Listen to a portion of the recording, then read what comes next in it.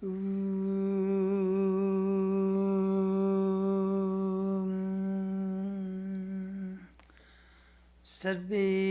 bhavantu sukhinah, sarve santu niramayah, sarve bhadrani pashyantu, ma kasyet dukkha bhag bhavet, durjana sajjano bhuyat, sajjana shantim apnuyat, shanto mucchet bandhebhyo,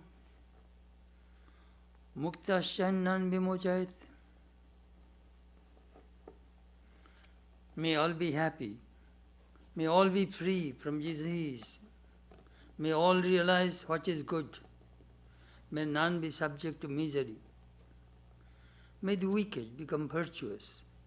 May the virtuous attain tranquility. May the tranquil be free from bonds. May the freed make others free. Om Shanti, Shanti, Shanti. Peace, peace, peace be to all.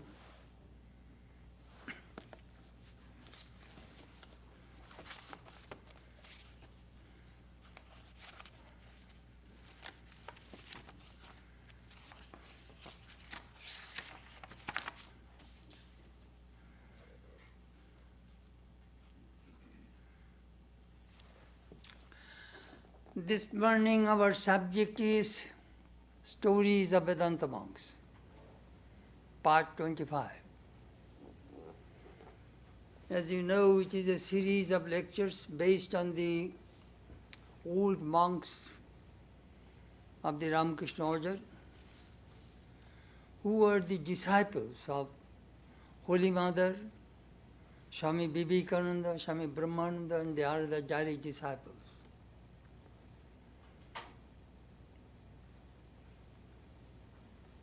Last few years ago, I worked on these people, and we produced 2 volumes like this.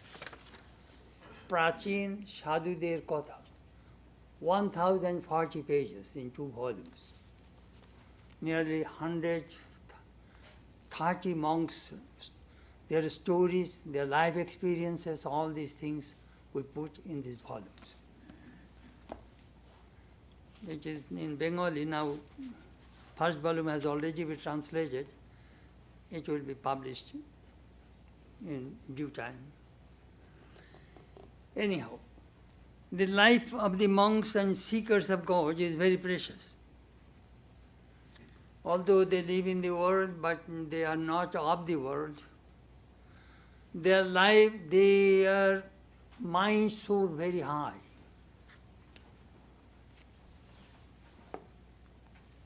In the spiritual realm. And they invite others to join with them. So their companies are very, very precious. Shankara mentions these 3 things are rare in human life. First, human birth. It is not easy to get a human birth. Second, the company of a great soul.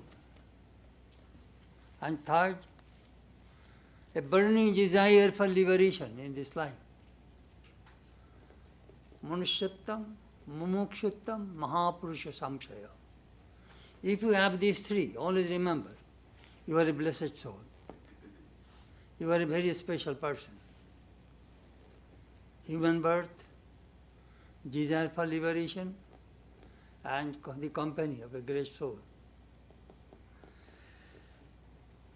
These monks are like stormy petrel. These birds live in the cleft of the mountains near the seashore. When the storm starts, they go and fly against the wind, gusty winds. They go upside down and they fight. They love to fight against wind. That is their game. Perhaps you have seen some Air Force, their aeroplane show. They go up, down, they roll, and all. They play with the plane. So these birds are very special. They fly against nature.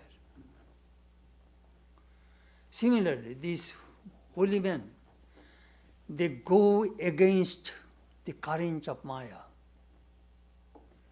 Sri Ramakrishna used to say, if you enter the house, you put your key this way and this move this direction. But the gate, the door of God, you will have to go just reverse, against the current of Maya. So those things we learn from these monks. How to do it. These people, 50 years, 60 years, 70 years, their struggle, their experiences, the pitfalls in spiritual life, they tell us which one will work, which one will not work. It is very, very important to know these people.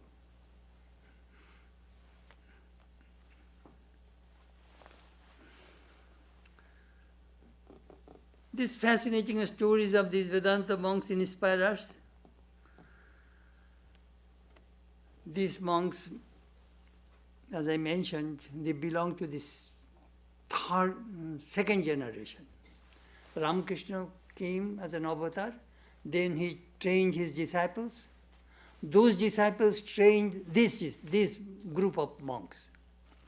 So they are the second generation. And we are the third generation. We learned from them that how they were trained by the direct disciples of Sri Ramakrishna. They saw the blazing fire of renunciation and purity, unselfishness and dedication for the good of humanity. That is the way they found fulfillment in life. Everybody wants fulfillment in life.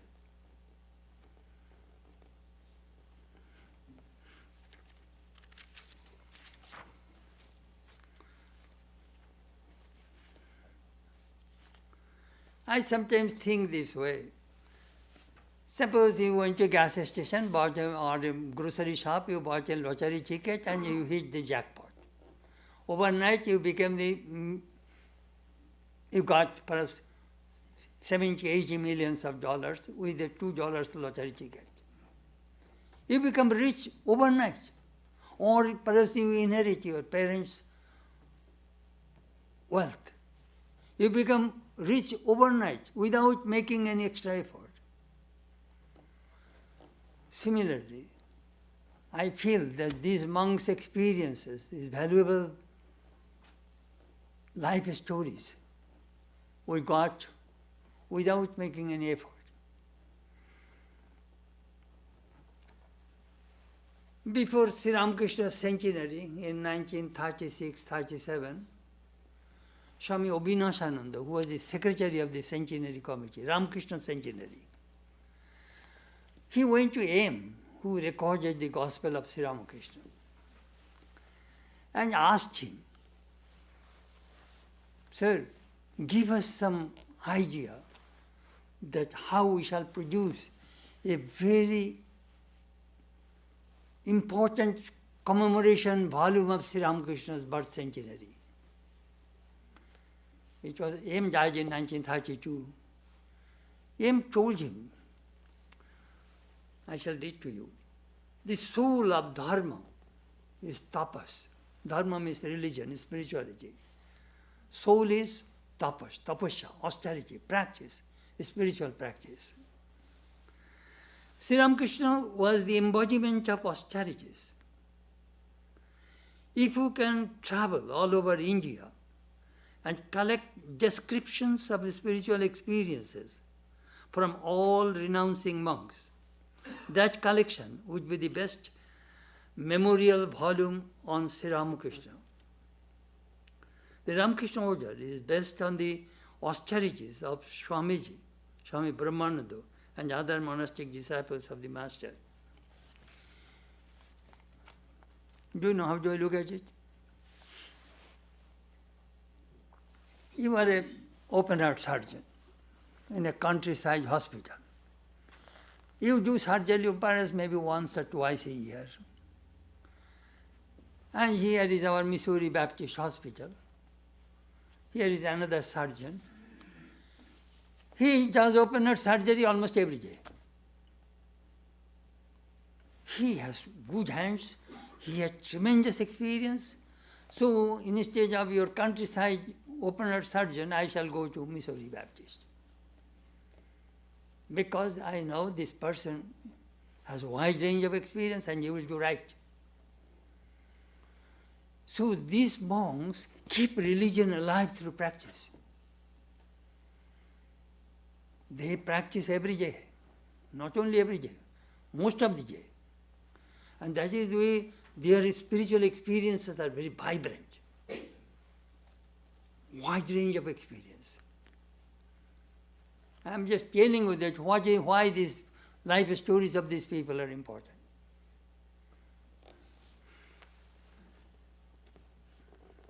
For my early life, I was very curious to know about these monks. Especially, we used to know some itinerant monks, besmeared with ashes, matted hair. So sometimes I used to think, where do you live? What do they eat? Who provides food, clothing to them? When they become sick, how do they manage? These people 100% depend on God and God alone. And God provides everything for them. So I was very curious to know about these people. Sometimes when in our village any mendicants come, we used to bake food for them.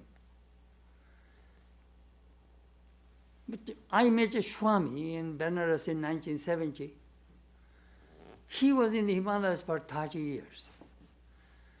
And he gave his collection to me. That you will find in this book, and the other volume also. He recorded the Swami Sri Ramakrishna's, this second generation monks also. He was in Benares. There also he collected a lot of materials. Anyhow, those are the stories I shall tell you. Today I shall tell you about Swami Parameshananda, Dharani Maharaj. I knew him. I remember I was in Benares, I think in 1982. And I was in the guest house. And the Swami used to walk. We have retirement home in Benares, in Belur Math, in Bangalore, in 3 places. When the monks become old, retired, sick, we put them there. So he was a retired Swami, and he used to walk every day. We have a big hospital in Benares. In the big compound, he used to move around. After a few circles, he used to come and sit on the steps of the guest house. So I asked Maharaj, do you walk every day? Yes, I walk every day. Otherwise, do you know what will happen? I will not be able to walk anymore. I will be just room-bound, bed-bound. So I do not keep up my habit. Never give up your habit. Good habit, you must hold on. He told me. And the good habit, if you leave one after another, it will depart from you.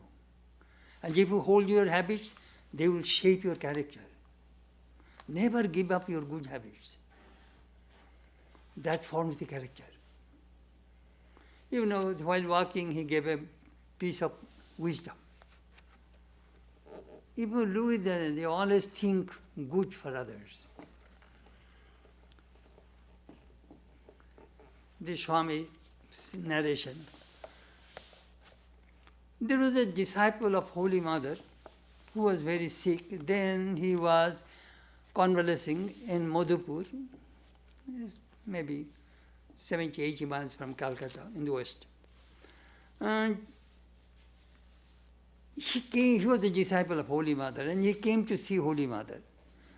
The mother said, "My son, now you are well. Why don't you come from the devotee's house to the monastery? Mother, they take care of me very well, and I am very happy there, this and that." Holy Mother became very grave.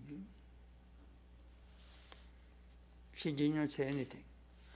After a couple of months, that monk came back and said, "Mother, monastic life is not for you. he returned his ochre cloth and went back home.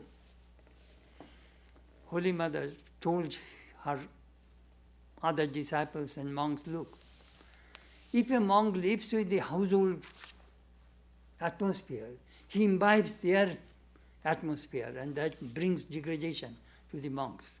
Monks should live in the monastery.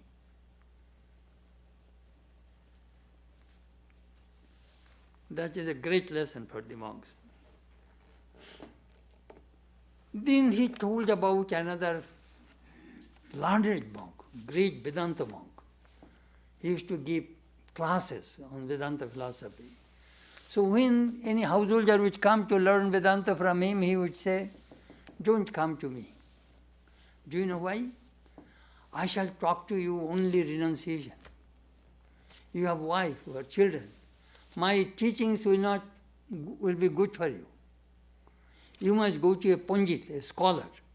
He will mellow down the renunciation. And then, he will talk it, and some people mellow down. So you go to the Pandits. I'll have to give this fiery renunciation to the monks.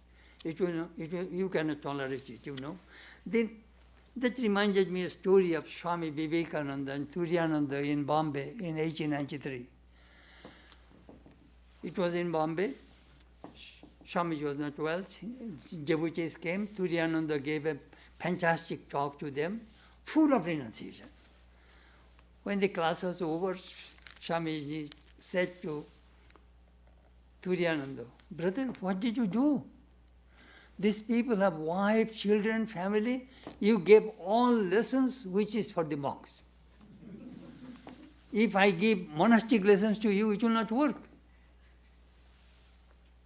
You give all lessons for the monks to these devotees.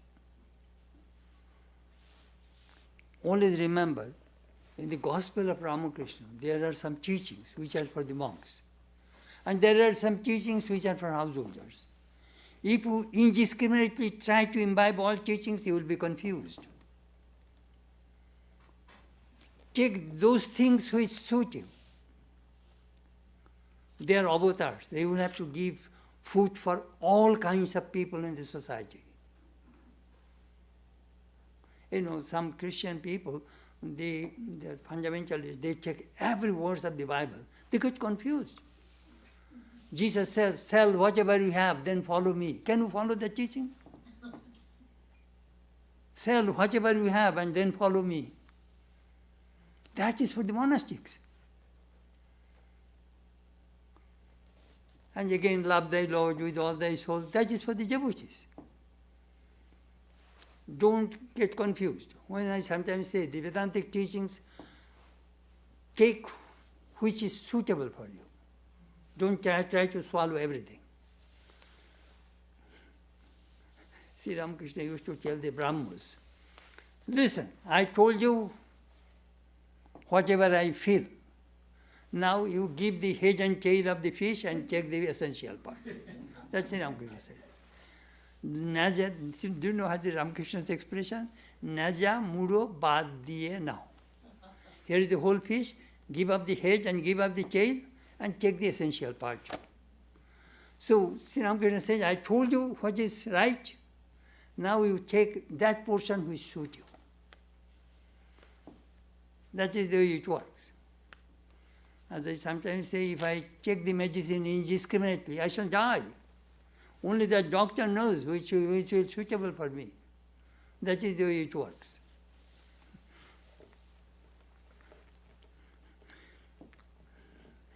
Swami continued.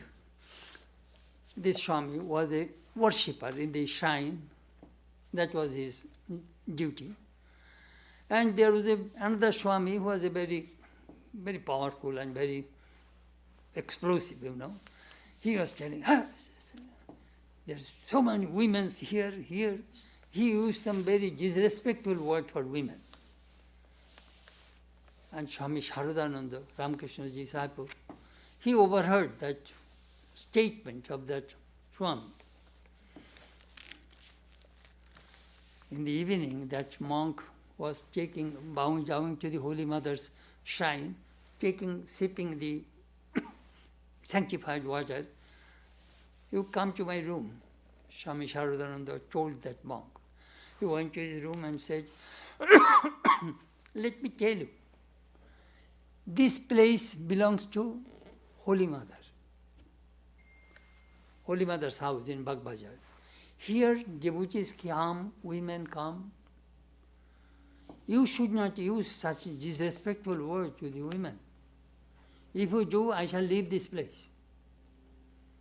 You know, that is one beautiful thing I watched. Easily he could remove that Swami from the ashrama. He was the general secretary of the whole Ramakrishna Order, direct disciple of Sri Ramakrishna. But how beautifully said, if you use any derogatory or disrespectful word against women, I shall leave this place. And that monk was shivering. You know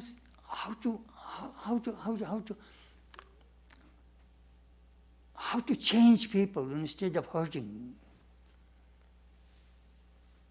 It is a special technique. Through humility, at the same time very strong voice, don't do it anymore. That you wanted to say.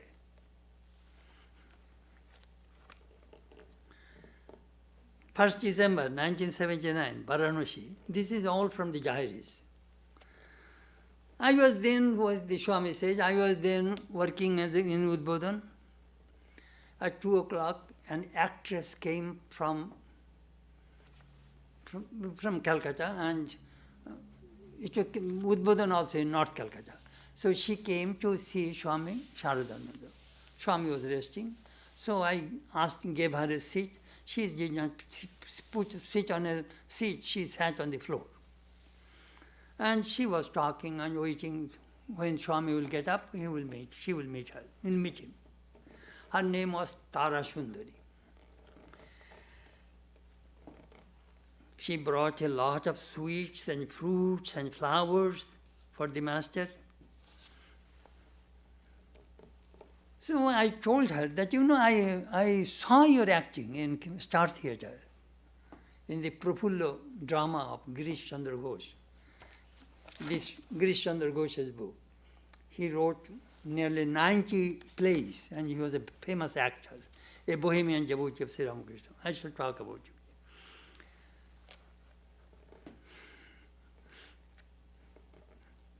you. Please, why don't you tell us some of your acting, some lines of your play? We'd like to hear from you. So she was talking.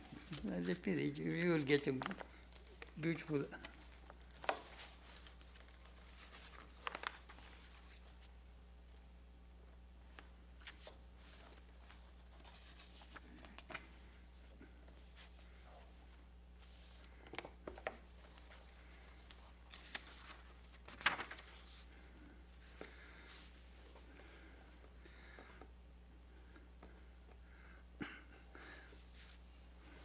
Tara. Swami, I am glad that you enjoyed the women's performances in the play. They act in such a way that the audience feels they are like goddesses. You are a young monk, so you don't know what a sinful life they lead. As they act, tears flow through one eye and a smile shines through the other. You will have to understand. In Calcutta, women started to play the women's role in 1870s. Men would act in the women's role. It is Michael Madhusudan Datta introduced. At that time, no girl from good family will come to the theatre. No way. Very Puritan Orthodox people. So where will you get the girls? Red light district. Red light district. So these girls, mothers are all, in that profession. But these girls are extremely talented, genius. So Girish collected them and hired them and made them famous actresses. I wrote one chapter of this book, 3 stars, Binodini Tara Sundari Teen Kodi. If you read that chapter, you will be overwhelmed that how these girls' lives were transformed by Sri Ramakrishna, Holy Mother, and the Charity disciples. Tara was a famous actor, she was the top actress. What happened when Brahmananda died in 1922? He was so shocked, he gave up acting. Swami Shivananda said, no, you should not give up acting, you must continue. You are helping so many people acting in these beautiful roles. So she bought a plot of land in Bhubaneswar, where Brahmananda built a big monastery. Let me tell you, I went there in 1982, I went to her home. She died in 1949. But I met her daughter and grandson. And she built a small temple in her property, Ramakrishna temple. Swami Shivananda went there. Think of that. This girl's life is not very pure. But Sri Ramakrishna's disciple went there to install Ramakrishna's picture there. And Swami Shubhadananda went to see her. Could not see in the house. Then she went, the Swami, Ramakrishna's disciple, peeped through the window of her shrine and saw she was singing and dancing in front of Sri Ramakrishna. Master, whatever talent you gave to me, that I am presenting to you. And that reminded me a story of Barnaby. I think perhaps Our Lady's Juggler. I think when we were in school, I think 10th grade, I read that story. He was a juggler. On the stage, he used to play and show in the public place and the park to get some money. So one Catholic father, seeing this poor man, took him to the monastery, made him a cook. And he was not very happy, but at noontime, when nobody is in the sanctuary, in the church, she started to play with her gown, with a play in front of the Virgin Mary and Jesus. The monks noticed it, and the abbot came and was about to throw him out from the monastery, found that Virgin Mary descended from the throne and started to wipe his perspiration with her cloth. The monk was overwhelmed. That's a fascinating story. Our Lady's Juggler. Perhaps you can Google it, find out.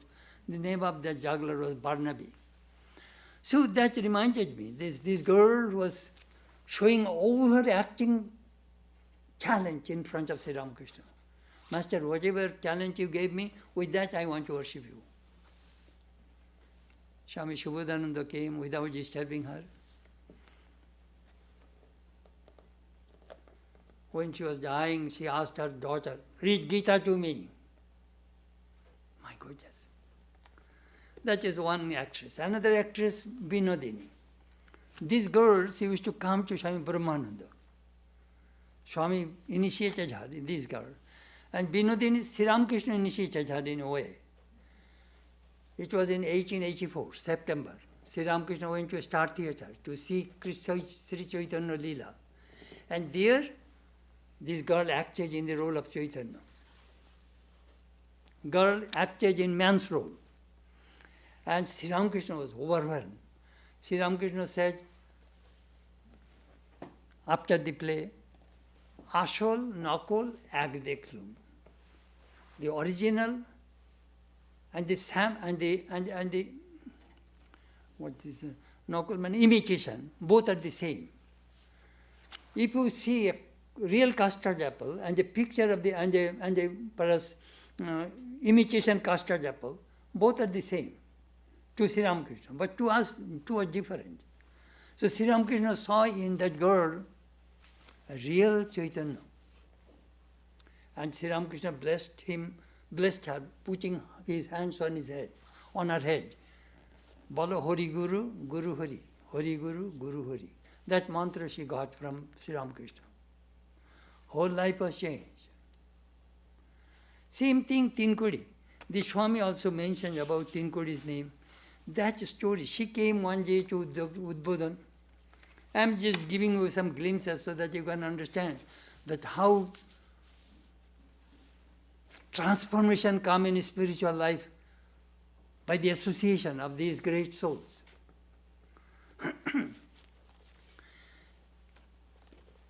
It is from another monk's diary. It was 9:30 a.m. We were then busy working downstairs. Suddenly we heard Tinkuri's sweet, melodious voice, another actress, singing in the China tune. She came and Holy Mother was asking her, could you sing a song for us? I saw Billamangal drama. In that drama you acted in the role of that mad woman. You acted in that role and you sang a song. Could you repeat that song to us? So she is singing that song to Holy Mother in Udbodhan. The Swami said, when I went upstairs, I noticed that Holy Mother had finished her worship and was listening to the song, sitting on the floor. Tinkuri sat on the little veranda near the entrance of the master's shrine. We felt that her overflowing devotion was reverberating throughout the entire house through her singing. This is the song. He, Krishna, travels holding my hand. Wherever I go, he follows me. Even if I don't ask him to. The Holy Mother looked at the Master and then closed her eyes. After a while, she opened her eyes, but we felt she was withdrawn. Her eyes are open, but she was not seeing anything. Tinkuri continued. He, Krishna, wipes my face with great care and intently looks at my face. When I smile, he smiles, and when I cry, he cries. How lovingly he takes care of me. The whole house was completely still, as if no one was there. Everyone was overwhelmed and absorbed in an exalted mood. Was it the influence of Tinkuri's singing or the Holy Mother's spiritual power? Who could say? Tinkuri finished the last lines of the song. So I came to know who says that the precious one does not exist. Come and see for yourself whether it is true or false. He is talking to me with great love. The Holy Mother exclaimed in an ecstatic mood, aha, aha. Tinkuri finished her singing. The Holy Mother remained in that condition for a while, and silence prevailed everywhere. Then she wiped her eyes and said to Tinkuri, what a beautiful song you have sung today, my child. Beautiful stories. Change of life.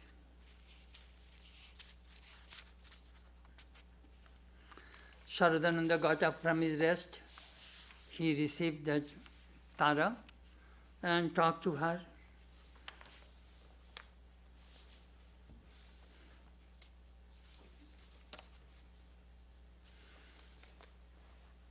As I told you, Tara Sundari's life was transformed.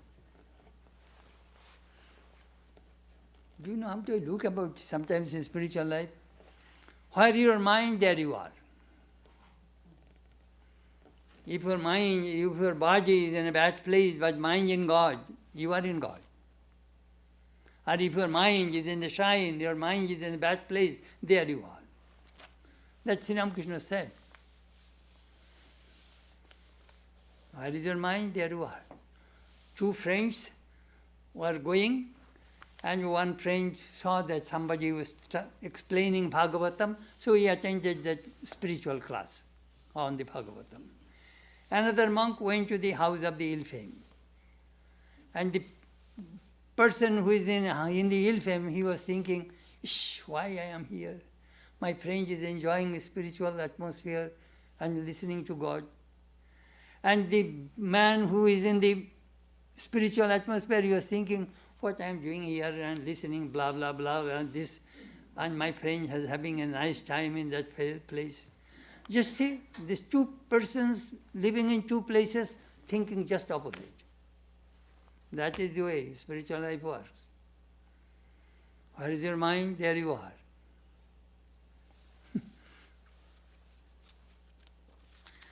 16th March 1980, Benares. And then another small story I forgot to tell. That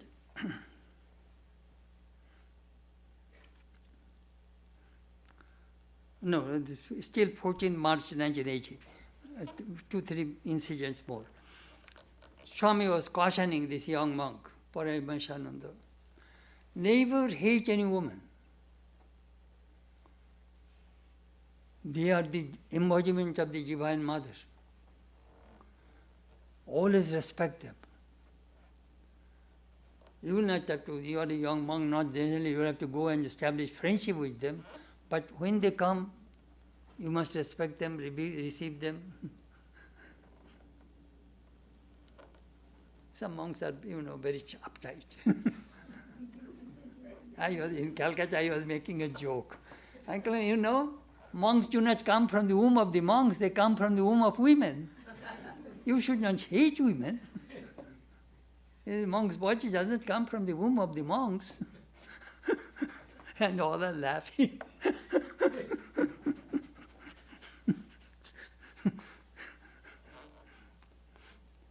Then he was talking that, there was one brahmachari, Ganen Maharaj. He was a manager and cashier, and he used to give his bag to him every evening at 8 o'clock. Then Chetanananda observed it and said, every evening when you meditate, that Ganen brings the bag and gives to you. Could you tell me what is in this bag? Well, I don't know, Swami. He gives me the bag, I put it in his room. No, there is money there. Henceforth, don't take his bags. If there is any, he may blame you that you took away some money. I shall not be able to face it. The Swami is cautioning this young monk, be careful about women and be careful about money.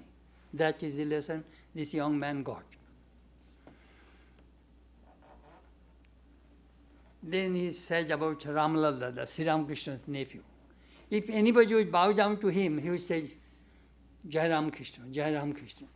Then he said, but why do you say God's name when somebody bows down to you?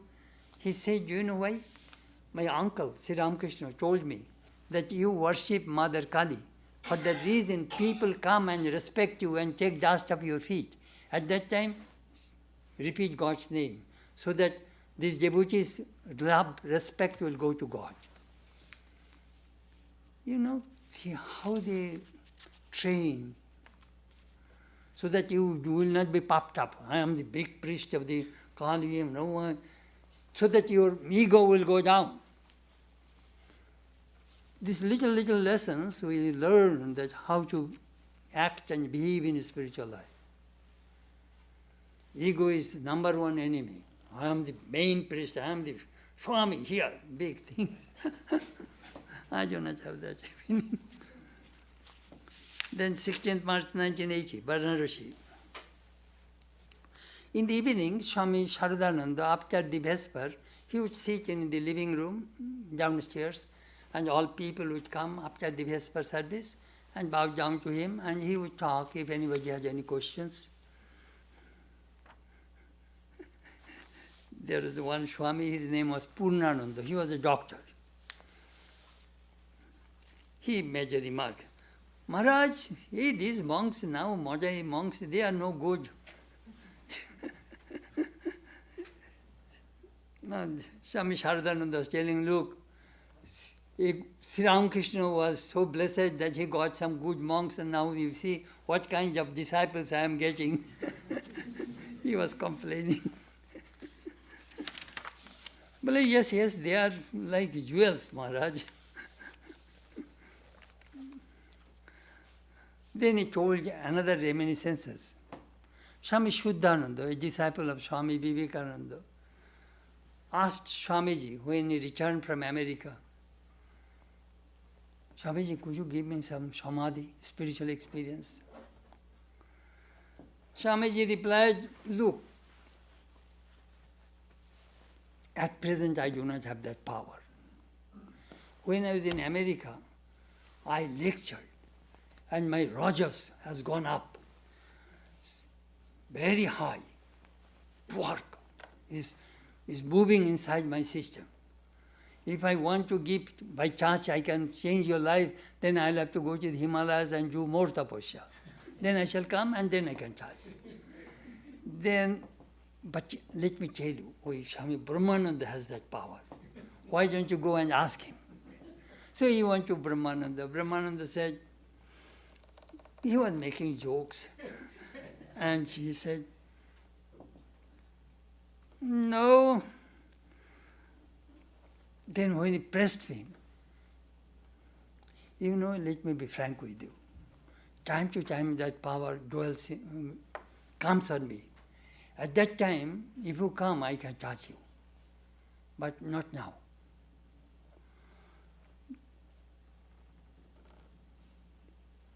In that connection, there is another story.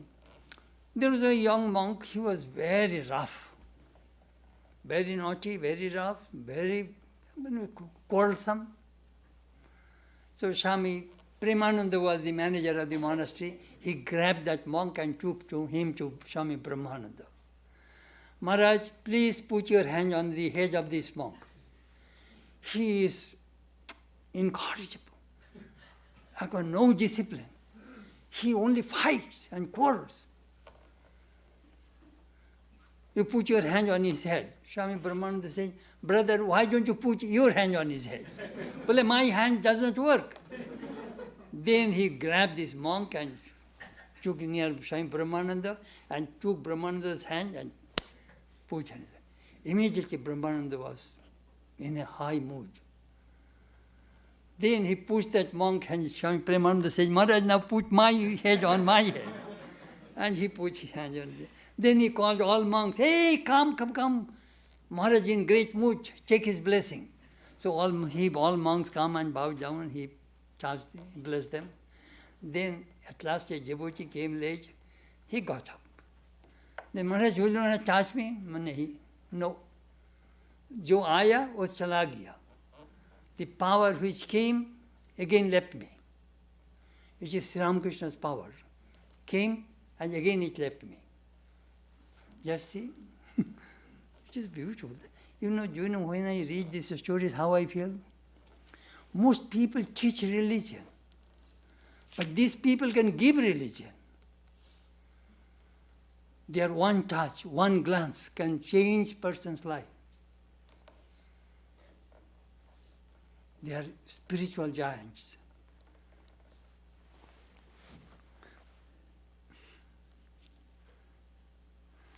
He told another story that once a young man came in Balloon Mart in the living room. He was reading something. Swami Brahmananda came, look at me. And immediately he looked at him and Swami Brahmananda touched his Brahmarandra. Here, this is the crown. He touched that place and that person immediately went into deep samadhi. Then he left. He never came back again.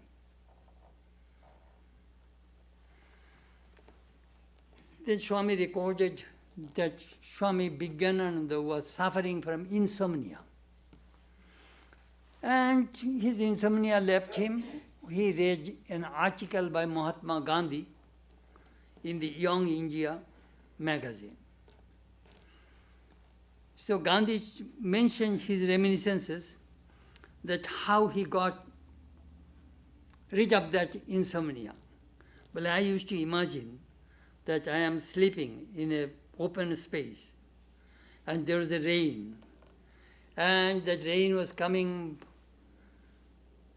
from the slope of the mountain and a flock of sheep moving to that direction. In this way, I used to imagine that calm, cold, these things. Slowly, I fall into a sleep. And second way to get rid of this insomnia is learn how to stop the mind. Stop the mind. Vrittihin karo, mon ke. No thought. And forcefully, if you can hold on, insomnia will go away. Then Swami said, do you know what? Then Swami asked, how long did you fight to get rid of this insomnia? 14 days. Within 2 weeks, that insomnia disappeared from me. Well, Gandhi wrote that it took 6 months for him to fight against the insomnia. Then he mentioned, there are so many things to learn. But those who are pigeon-chested, it is hard for them to be highly spiritual. Pigeon-chested. Why? Well, their lungs are small. If you want to breathe that pranayama, lungs expand, contracts. It needs big ribcage. He was telling this is the way one can get higher spiritual experiences. Then Swami said, I was in Bankura, near Jairambati. There I found Swami Joginma was meditating. Joginma was a woman disciple of Sri Ramakrishna. He was meditating. Flies sat on her eyes and, biting. She sat motionless. No movement of the body. Then Chetanananda said, what are you watching? Maharaj, I am watching. That how she was meditating. She has no body consciousness. But that is the way one should meditate. Transcend the body consciousness. When Swami Vivekananda used to meditate in Kashipur Garden House, he sat, his whole body was full of mosquito, like a blanket of mosquito. No body consciousness. If we have a little itching there, we immediately mind goes there.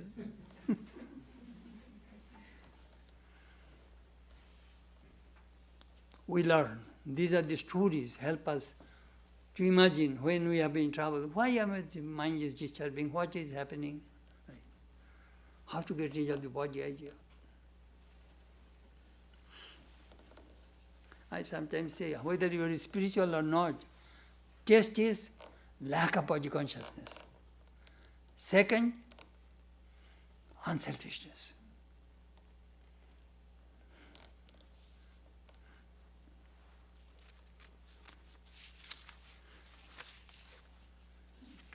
We Swami Sharadhan say, we saw Sri Ramakrishna after Samadhi.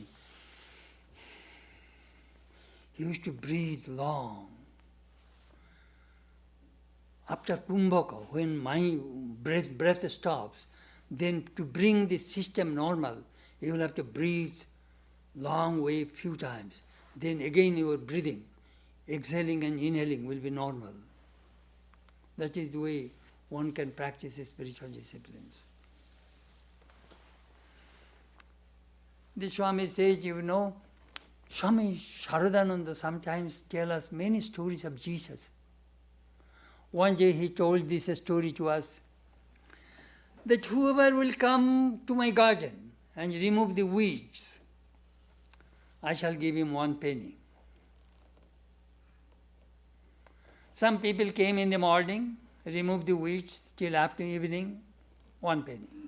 Some came at 10 o'clock, some 12 o'clock, some 2 o'clock, some 3 o'clock, some 4 o'clock. Everybody got 1 penny. So the people who came first, they complained, hey, these people came only, they worked only 1 hour, and we worked 9, 10 hours, and we got 1 penny. The owner of the garden said, I promised whoever comes to my garden will get 1 penny. That is my promise. The Swamis, do you know what Swami said? Some people think that we came to Ramakrishna first, and those who came later, they all will get 1 penny. All will get Ramakrishna's blessing and liberation. That's Swami Sharadananda said. Those who are coming now to Sri Ramakrishna, they also will get that 1 penny. You know how the disciples inspired. This is a beautiful teaching of Jesus.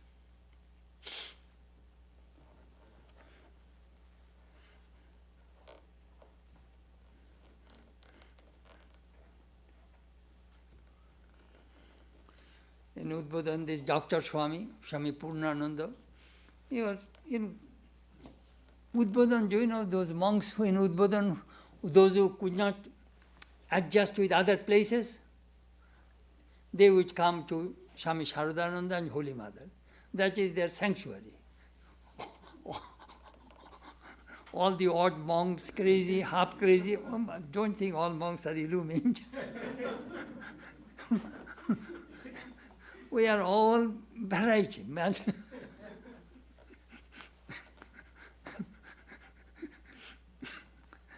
So, those who could not adjust with others, they would come to Swami Sharadananda and Holy Mother.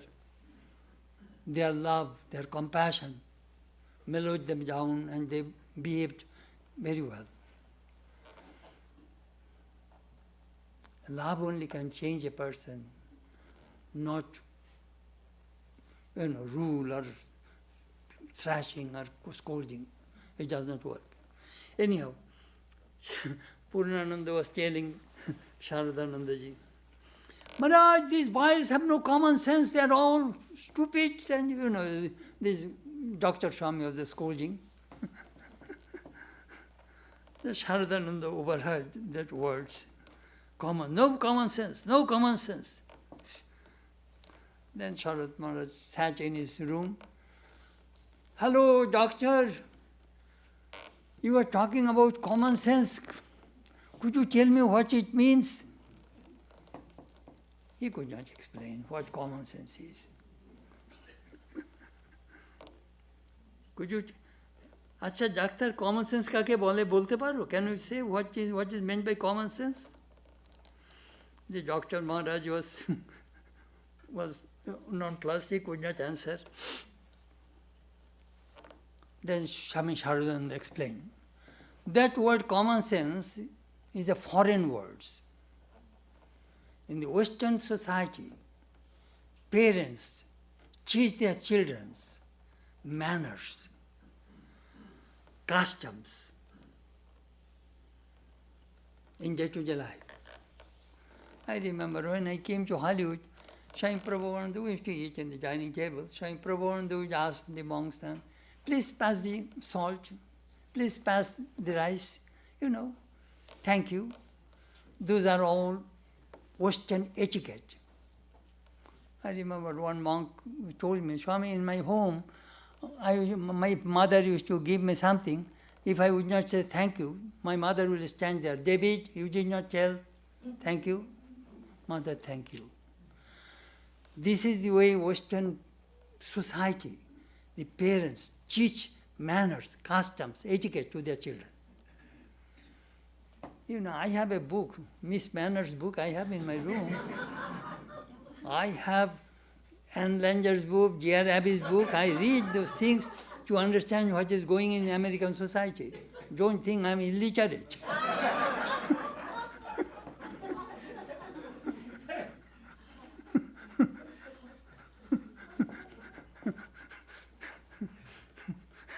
I read American history, I know. So Swami Sharadananda is explaining. Now, in our part of the country, in India, common sense means Viveker Jagriti. Please watch these two words. Jagriti means awakening of Viveka, discriminatory power. Power of discrimination. Awakening the power of discrimination. That is common sense from Indian standpoint. I never told my mother, thank you, and my father, please. They are my love, we do not use those words. But the way we shake the dust of their feet and they bless us, those are things, you see, every society has their own customs and manners. When Swamiji came here, do you know what?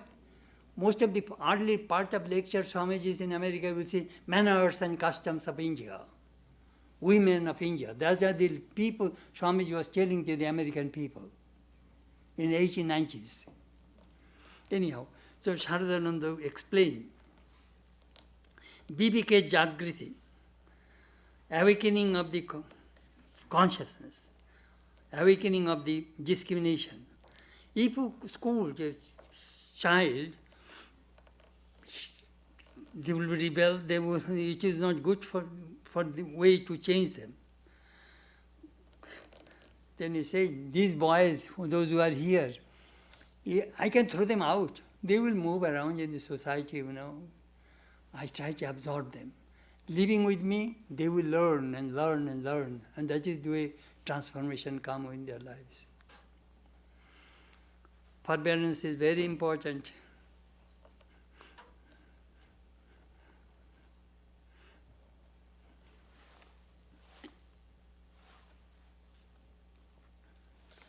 Swami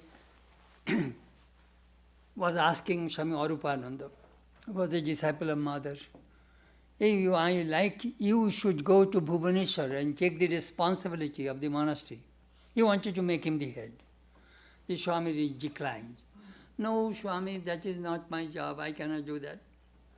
Then Sharadananda, he was the Jan secretary, he said, look, those who are capable, they are unwilling to take the position. And those who are not capable, they are demanding, hankering after position. But look, we'll have to continue the Master's and Swamiji's work. We need some monks. We need some good devotees, those who will continue, help this work. And if we don't, other people will come and fill up the gap. Many are called, but few are chosen. Blessed you are, you got the privilege to serve.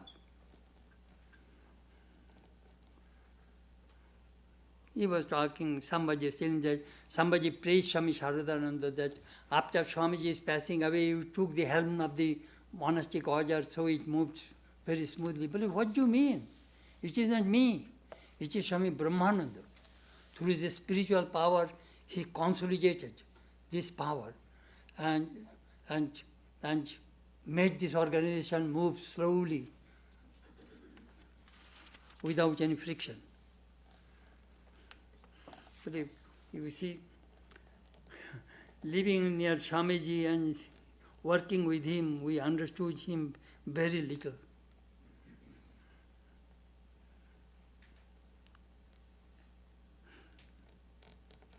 But millions of Vivekananda is not one particle of Sri Ramakrishna. Now think of that, who is Swamiji and who was Sri Ramakrishna.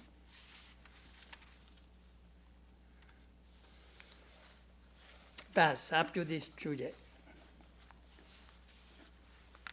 This story is really very small, but pregnant with ideas and disciplines and inspiration.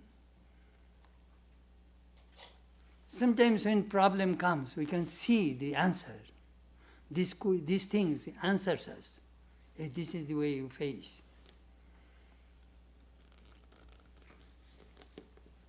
Thank you.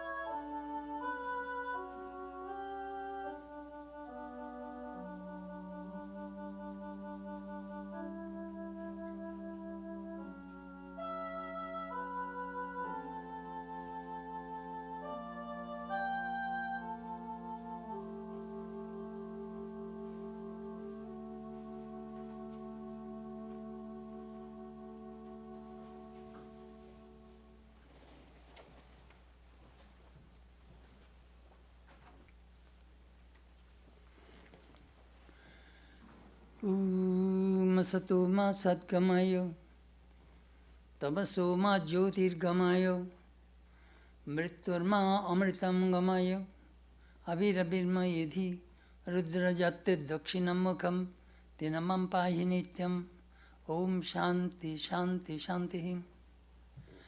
Lead us from the unreal to the real, lead us from darkness to light, lead us from death to immortality, light us through, and guide us evermore with thy loving presence. Peace, peace, peace be full.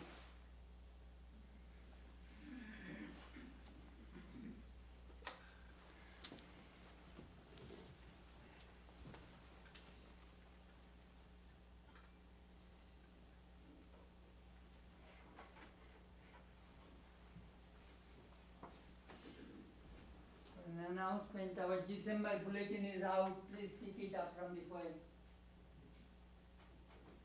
There are some special functions are there. In December you will find Swami Premananda Siramku, Holy Mother's birthday, Christmas festival, anyhow, a lot of functions.